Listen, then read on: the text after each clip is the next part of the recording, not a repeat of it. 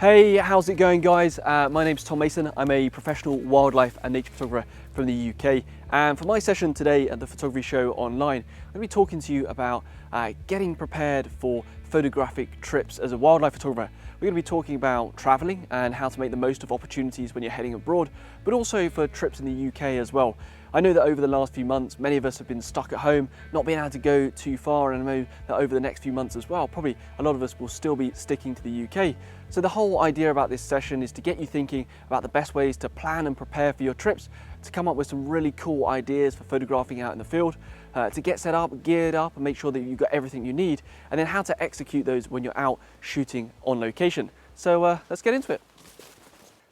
Right, so to get started with wildlife photography trips, one of the most important processes you can do is that of planning and preparing your shots before you ever head out into the field. That probably doesn't sound like the most exciting thing to do, to sit at a desk, trawl through pictures and kind of develop concepts and ideas that you want to shoot. I can absolutely assure you that if you do it, it's really going to enhance the images that you come back with from the field. Now, of course, as wildlife photographers, planning is something that we can do to the best of our ability, but wildlife is still going to only show up when it wants to, and it's going to do whatever it wants. But if you've got ideas in mind that you want to shoot, you're going to really make the most of any encounters you have. Of course, looking up the biology of your subjects, the locations you're going to find them, is also really important, especially if you're heading out to locations where you're not going to have a guide or local help. Being able to know the kind of different areas that your subjects are going to be in is absolutely key if you want to spend as much time with them as possible for your own photography. But of course, even if you're heading out onto safari or somewhere where you're going to have a guide with you to help get you in front of the creatures, it's still really important to understand the way they interact and their kind of behavior in order to capture interesting moments when it comes to wildlife photography. Now, when I go on any international trip, one of the most important things I do is sit down and do that research. I'll look for all the biology stuff, but then dive into the pictures that other people have made. I'll look at everything from professional, international photographers, all the way down to local enthusiasts to really get a feel for the environment and how people have been shooting. I'll make a note of the different lenses and equipment that people are using for different shots. It gives me an idea of what I'll need to take with me to get the best images that I can, and also give me an impression of how close I'm going to be to my subjects to work out what different styles might be workable when I'm out in the field. Of course, depending how much time you've got on location, you've got to be realistic about what you're going to get. So what I'll do is if I'm going for a week, I'll kind of distill it down to 10 or 15 frames I might want to go at, whereas if it's a couple of months, I'll probably come up with a whole project, an idea that I want to shoot that might be up to 50, 100 pictures to come back with from any trip. The whole process of this planning them out, drawing pictures out and compositions and ideas is all about lodging them in your brain for when you're shooting. When you're looking through the viewfinder, often we can become kind of blindsided by what's around us to create interesting and different pictures. We'll focus on those telephoto lenses and just really narrowing it down and just getting our subject. That can sometimes mean we don't come back with the most interesting pictures. If you've already got a collection of ideas that you want to shoot, you'll find that quickly after you've shot a few portraits, you then say, no, I want to go for that wide angle approach, so you'll switch lenses. You'll convert to that 70 to 200, pull back a bit, then go for that wider approach, a panoramic shot, mix everything up with a double exposure. And by having these ideas ready to go, you'll be just shooting so much more efficiently and coming back with a far more interesting set of pictures than would have ever been possible had you not done the planning ahead of time. And that's why if you're heading out on a trip, anytime, in the next few months or next year, it really is a good idea to get planning right now, drawing a whole set of images out and a whole notebook, and really kind of come up with some concepts that you want to shoot out in the field. I absolutely guarantee it will make your images so much more interesting, and you'll thank me for it when you get home. Right then, so with our images thought about and kind of planned and the sort of shots that we want to get in the field, it's now time to think about the gear and the logistics of actually making the pictures when we're out in the field. If I'm traveling internationally, I'll make sure that I'm wearing my outer shell jacket, my warm base layers, and everything like that, just to make sure that when I get to location, I've got the gear that's going to allow me to shoot no matter where I turn up. If you turn up on location and your whole bag hasn't made it and you don't have the right clothes, you're going to be cold, you're going to be unhappy, and you're not going to get out there and shoot. That's going to immediately make it very difficult to come back with some really good pictures. Of course, the same goes for the camera gear as well. You have to travel with all of the essentials above your head, be it in the overhead locker or just in the back of the car in a single bag. I like to have everything distilled down to just one camera bag to know that as long as I've got this, I've got everything to get the shoot done. And that's what I tend to plan. The only essential that kind of goes in the whole bag when I'm traveling is that of the tripod.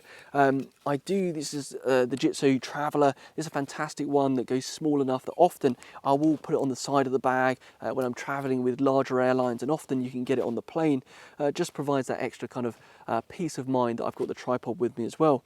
But often that's the only thing that is risked by going in the hold. But let's get into the actual bag itself. Now, of course, the bag that you're going to choose will depend on the way that you're traveling. This is my Lowepro Dry Zone, one of my favorite bags at the moment. Fantastic for going when I'm working on remote locations, especially beaches in harsh conditions. Has this waterproof internal compartment that just protects everything of your gear. That's really great. It can be a little bit heavy for international travel, and often I'll switch it out to the Whistler 450. It's a great bag for having all my gear whilst not looking too much like a camera bag. Or the Jitso 30 litre again is another great bag for those kind of weekend trips, anything like that. But usually they carry pretty much the same. In the top, my coats there, as I said, make sure you've got your top layers. And then here, my binoculars. These are always the first thing that come out on any shoot for tracking down my subjects, getting used to the habitat, or working out where I want to go and shoot. They're always around my neck, no matter where I am. So they're always on the top of the bag. In here, I've also got my little accessory pouch that's got cable ties, gaff tape, all little essential bits and bobs, my Allen keys for the tripod. Keeps them nice and secure in its little pouch. Just means that I don't lose things and they're always with me, so that's in there as well. The main gear, of course, is all about having the essential kit I need, but then a level of redundancy as well. My main camera is always kitted up on the Super Telephoto, ready to go. The D850 is my camera choice at the moment, along with my 300mm 2.8. This lens has been all around the world with me, to the Falkland Isles, the Amazon rainforest. It's an absolute workhorse and I love it to bits. It's always ready to go, kitted up. There's fresh batteries in there, fresh memory card, ready to shoot straight away. Of course, I always carry a second camera. This is the Z50 mirrorless camera. Usually it's my Z6 that's filming me at the moment, or another DSLR as well. I tend to carry a minimum of 2, no matter where I'm going. And then when on larger international trips, especially if I'm going for a month or something like that, I'll tend to take 4 cameras with me. So I've got that additional redundancy. If you're going to a location that's very remote, you're not going to be able to get another D850 or something like that delivered. So you've got to take it with you. And that's why I'm always super careful to have those extra cameras with me out in the field. I also tend to do the same when it comes to lenses. My 300 2.8 is an absolute essential, but if something was to go wrong with it, I am going to need another lens to do that kind of job. And that's why I build in a level of redundancy within my kit. The 70-200, really good lens for me. Great for environmental portraits and things like that, but also can serve as that telephoto if you add a 1.4 teleconverter to it. Yes, it will take me to 280mm, that isn't 300, but in a push, if everything's gone wrong and I just need a telephoto, this will certainly get the job done. Beautifully sharp as well, great lens for that. The 24-70, another go-to for me. Great range for doing everything from environmental shots to landscape images. Really good low light performance as well. Super fast autofocus. But again, of course, as much as this is a brilliant lens, if something was to go wrong with it, I drop it, break it, I need a backup. And that's why I always tend to carry 35mm prime that's shooting me at the moment, or my 28mm prime as well. Super small, super compact, but again, you can have it in the bag as that extra redundancy just in case something goes wrong. And you can see from the lenses here that, if the 300mm goes wrong, I've got the 70-200 with a 1.4 teleconverter. If the 24-70 was to go wrong, well, I've got the prime lens, the 28mm, and then I can pair it with the 70mm end of the 70-200, again, to kind of give me that range. And of course, if the 70-200 was to go wrong, I've got the 300mm, I can pull back a little bit, and then I've got the 70mm end of the 24-70, again, to give me that kind of range. The whole idea is to have almost 2 of everything, so that if something was to go wrong, I can make the most and keep working on any shoot. Of course, in the bag as well, I have an additional number of batteries and memory cards. I always keep enough memory cards to try and get a whole shoot done without deleting anything. But of course, if you're going on a long trip to 3-4 weeks where you're going to be shooting every single day, it's just not possible, and I always have to take my laptop. I'll take my laptop with a selection of hard drives so I can back up on location. These are 1 TB SSDs, support a huge amount of pictures and files, yet they're ultra small, rugged, waterproof, very dependable. And I'll take 2 or 3 of these. I'll back up one set on this, another set on another one, split them up when I'm traveling to make sure that my images are nice and safe. It means that when you're traveling back, if you lost a bag, again, you're going to get home with your pictures, and that's an absolute essential. And that is kind of the basics of what I take on any trip, wherever I'm going, be it in the UK or overseas. Of course, if I'm going on a longer trip where I want more different and advanced gear, I'll take my camera traps and everything like that. They'll go in the hold because they're not an essential to get the job done. This gear here is just the absolute everything I need, that if nothing else turned up, I can get a whole shoot done with this, and that's why it always comes with me. Really good to plan this bag out, make sure you know what's going in it, so that you'll be ready for your next shoot. I also usually throw a pair of boxes in here as well, because if your clothes don't turn up, it is quite nice to have a set of those as well. But what we do now is I'll put this back in, and let's talk about how you can make images and make the most of your time when you're shooting to get some really interesting shots when you're out in the field. Right then, so with your gear sorted out, everything arrived on location, you've got your image ideas in your head and you're ready to get out and shoot, there's a few final things you'll want to think about to really make the most of any trip. Now the first one, of course, is to be ready the whole time. It kind of goes without saying, but often I see people get to a location and they leave their cameras in the bag until the wildlife turns up.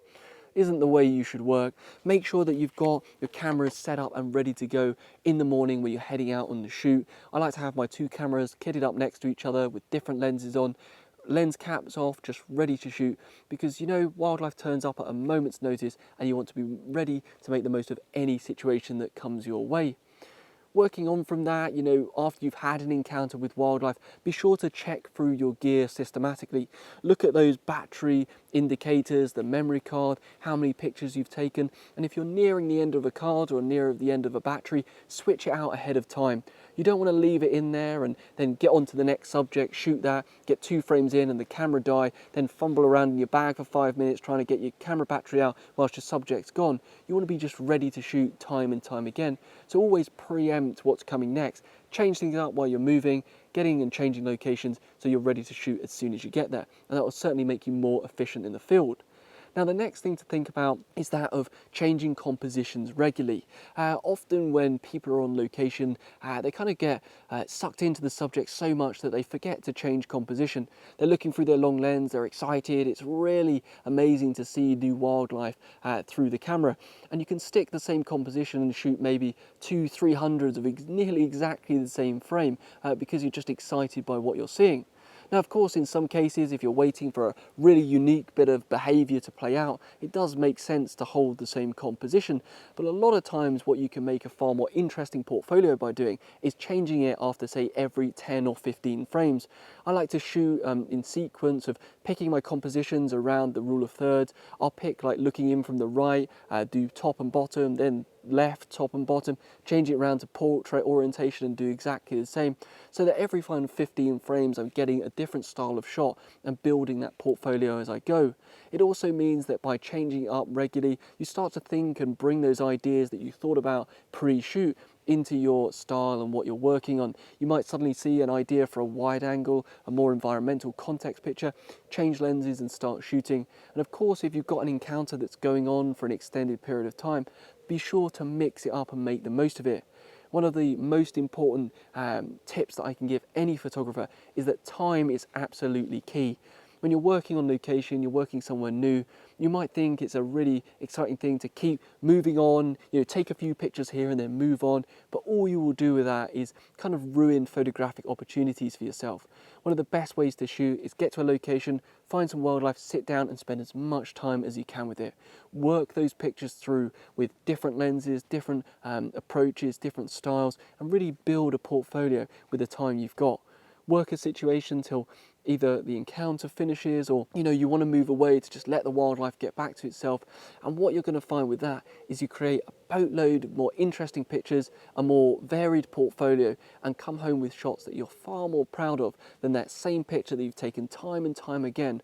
Or by moving on and changing locations too often, you just get fleeting sightings of subjects and don't have the chance to develop your images and come back with those creative pictures that of course we all want to have in the bag. Right, so as a final section to this video, I thought that moving on from some of the kind of practical tips of getting out there and shooting, I thought I'd share with you a couple of my own portfolios of images from working in the field to talk you through the images and kind of the development process that I went when I was out there shooting them. So to get started, let's go to the rainforest from a couple of years ago. My first kind of semi-project whilst I was out there for a couple of months was to do those landscape pictures. Every morning I'd wake up and go to exactly the same point that looked out over the landscape, over the rainforest habitat that was in front of me, and then using my 300mm 2.8 and the 70-200, I'd pick out different details at a distance and photograph, using long exposures for more movement in the clouds and processes going past, or using fast shutter speed to freeze the environment and just get these really detailed shots of the kind of rainforest habitat. Getting there every morning gave me really great opportunities to work with different light conditions. Some mornings I'd have wonderful breaks in the cloud when the light would, absolutely flood the basin and really give me some punchy results. Whereas other days I'd have muted colors where I could work on slow shutter speed pictures for something a little bit different. Moving on from this, it was then time to, put some wildlife in front of the lens. One of the key areas that I had very few pictures of was frogs and spiders, anything like that, with some context around them. Not using a macro lens as to kind of work on portraits, I used a 20mm wide angle to give more of a landscape and a kind of contextual approach for the images I was after, getting really close to spiders and frogs to make these more punchy images with on-camera flash, to give something a little bit different. One of the key projects that of course I was working on the whole time that I was in the rainforest was actually trying to track down the bigger animals, the jaguars and the pumas. So I was using remote cameras at the same time to get these environmental portraits. Took a lot of time to work out the locations, to set up the camera, but by the end of my trip I had a handful of pictures, about 5 or 6, that I was really happy with, that again joined that portfolio to really develop the shots and show the whole range of animals that were in that environment. Now moving on from the rainforest, let's go to a much shorter trip, and that of bears. I've been photographing bears on 2 trips now to Finland. The first trip I went on, again, I was very much focused on getting portraits and those close-in shots of wildlife, full-face shots of bears, or more, just straight portraits of them with some nice out-of-focus foregrounds and backgrounds. So when I returned the year before last, I wanted to get some more environmental shots of the bears, looking for them within the habitat, small in the frame, or just going for really slow shutter speeds to blur them in and just create something a little bit more creative and interesting. Now, a final set of images I'll share is that from Botswana last year. Going to Botswana, I already had in my mind the exact style of picture I wanted, and that of a panoramic portrait, environmental portrait of animals in that kind of wide open African landscape. Within this, of course, using multiple subjects, I needed a way to knit the whole portfolio together. So it's important to look for the color palette as well as elements of the frame that would link each frame together. One thing that I found worked really well was that of using the termite mounds. I've got a really shot that I love to bits of a lion standing on a termite mound, and then another one that works great with it is a set of zebra standing between 2 termite mounds. That again, when you put the whole set together, really starts to knit things together and make a creative portfolio that's great to show to clients or make fine art prints of. So there you go, there's a few portfolios of mine that I've shot over the last few years at a variety of different locations, and hopefully from that you can see the way that you develop the technique or the ideas that you're going after and build on any subjects that you're working with through any given trip. Right then, so that's about it from me for this year's virtual photography show. Hope that this video gave you some ideas, tips and tricks to think about for your own projects and trips for the future. If you've got any questions about wildlife photography, anything I've talked about in this video, be sure to drop it in the comments or in the Zoom chat that we're going to have after this, where you can ask questions to me, or over on Twitter and Instagram. It's @TomMasonPhoto. I'll be more than happy to answer your questions. But guys, until the next one, get out there, enjoy your wildlife photography, go make some cracking images, and yeah, have fun.